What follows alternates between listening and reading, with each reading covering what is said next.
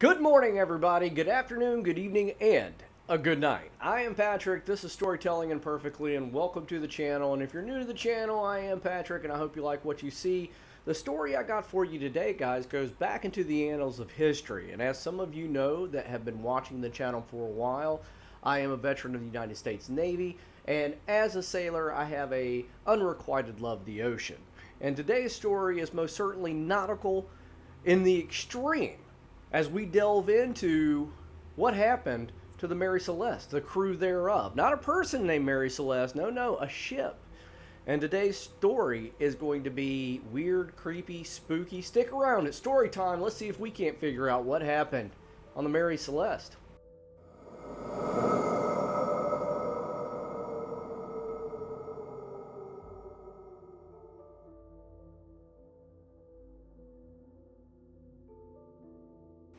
Back in the 1860s, there was a ship that was commissioned in Nova Scotia, Canada, called the Amazon. The Amazon was a fairly seaworthy, what's called a brigantine. However, something wasn't right with the Amazon. It exchanged ownership no less than 12 times. It had incidents after incidents, such as running into another ship at one point in time and taking serious damage. And then a captain of one of the owners of the ship died mysteriously and suddenly of illness that just kind of happened. And people started putting kind of more of a look at the Amazon. Like, people who have owned it had bad fortunes. And so it was sold in 1868 to the United States out of Canada. And when it was rechristened the Mary Celeste. Now, the Mary Celeste actually changed ownerships a couple of times here in the United States until November the 7th of 1872. The ship had finally come into the hands of a man named Benjamin Briggs. And Benjamin Briggs was a well-respected captain, a man who knew what he was doing and had decades at this point in time of nautical history behind him. I mean, you don't become a captain of a ship by deciding tomorrow that you're going to go sailing and have never sailed before. The man was experienced, and he was well liked within his community. People respected him as a captain, trusted the man even. And so when he said that he was going to head to Genosha, Italy with his family and was going to take a load of unrefined alcohol and goods and whatnot from New York to Genosha, Italy, nobody thought anything of it. His wife, Sarah, decided to come along with him on this journey. They also brought along their 2-year-old daughter, Sophia. Now, there was a crew of 7 to 8. I've read different stories that say 7, some say 8. The sources that I'm using today, guys, are coming from the Smithsonian Institute. And I'll put a link in the description below to where you can go look at this article yourself. The Smithsonian states that there were 8 crew members. When the Mary Celeste set sail out of New York, there was no signs of anything being wrong. In fact, the ship itself wasn't ship shape and a most seaworthy vessel. A brigantine is a big ship, guys. I'll put pictures of it up like I always do. As the Mary Celeste head out to sea, this would be the last time anybody would see the crew, the captain, or his family. To this day, no one really knows what happened on the Mary Celeste.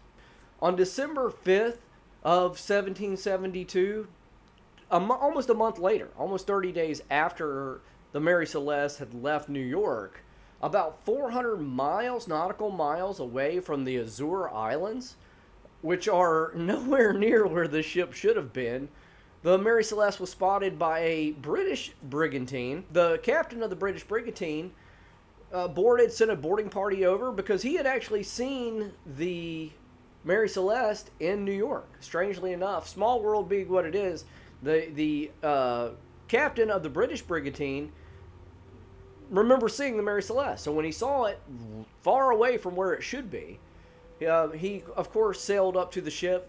They put together a boarding party and boarded the Mary Celeste. This is where it gets super eerie. The only thing missing from the Mary Celeste, okay, and they had a manifest of everything on board. There were 1,200 barrels of unrefined alcohol, There was things of great wealth at the time. Remember, this is 1872, so the fact that there was a sewing machine on board, Sarah's sewing machine, and also an upright piano. Now, this is high dollar items for the time, guys. I mean, they're not cheap items today if you buy a good one. A piano cost you thousands of dollars. Back then, holy smokes, can you imagine?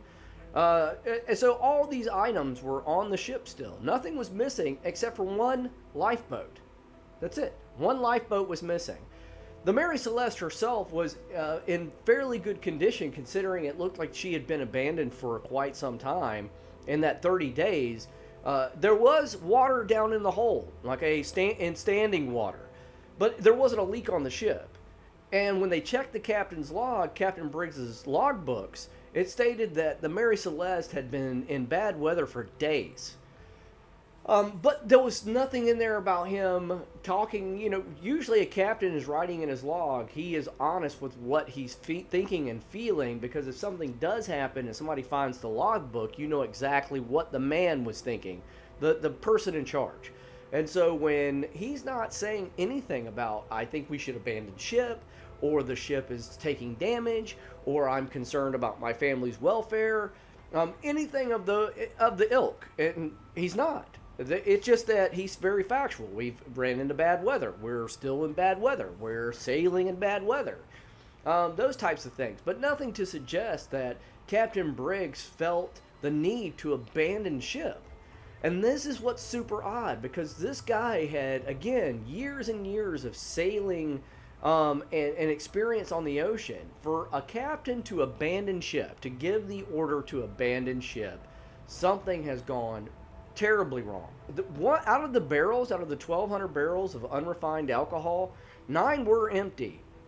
But it's also stated in the manifest that 9 of the barrels, the 9 that were empty, were made of red oak, and not what the rest of the barrels. Now, why? I don't know. And everything that I've read has stated that there were 9 red oak barrels. Now, if you don't know about wood, guys, red oak is more porous than white oak, and that's why it is a standard in alcohol distilleries to use charred white oak barrels, because wood is porous and you don't want to lose all your alcohol. So it's not surprising that these 9 barrels were empty, although it has led speculation over the years to people who have investigated this case that maybe some of the crew members drank a little bit too much and mutinied against Captain Briggs and his family. But if that was the case, there would have been signs of struggle. There would have been some sort of distress. And where would if the lifeboat, one lifeboat is missing, then where is Captain Briggs and his wife and his child? Or where's the crew? Or did they all get in the same boat and sail off together on a little dinghy, leaving behind all the valuables that a mutiny crew would most certainly take to a port somewhere and try to sell for money? I mean, it doesn't stand to reason that you're going to mutiny against your captain, commit a heinous crime, which, by the way, is punishable by death, and then jump into a dinghy and sail out into the middle of the ocean. I mean, that doesn't make any sense whatsoever. Let's put our noggins together and see what we can't think out. Giant octopus? Probably not, but you never know. I mean, it's a crazy world we live in. What do you think? Was it something paranormal? I mean, there's always the case that maybe it was alien abduction. I mean, there is a long list of things that it could be. Some people have said that the fumes from the alcohol escaping the barrels forced the captain to abandon ship because he felt that there was a risk to explosion, that the ship might explode.